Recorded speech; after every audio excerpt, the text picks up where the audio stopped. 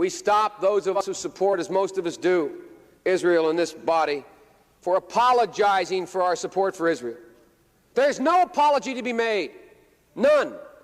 It is the best $3 billion investment we make. Were there not an Israel, the United States of America would have to invent an Israel to protect her interest in the region. The United States would have to go out and invent an Israel. The second part is people should understand by now, that should be crystal clear, that Israel is the single greatest strength America has in the Middle East. I always say to my friends when they say those things to you, I say, imagine our circumstance in the world were there no Israel. How many battleships would there be?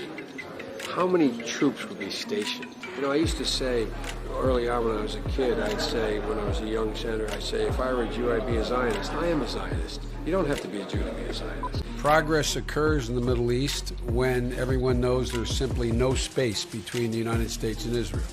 There is no space between the United States and Israel when it comes to Israel's security.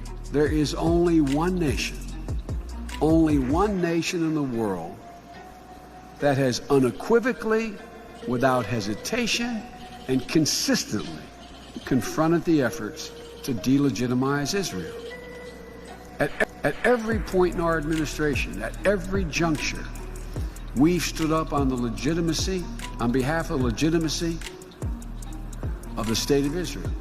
The security of Israel and the United States is inextricably tied, and we will never, ever, ever abandon Israel out of our own self-interest.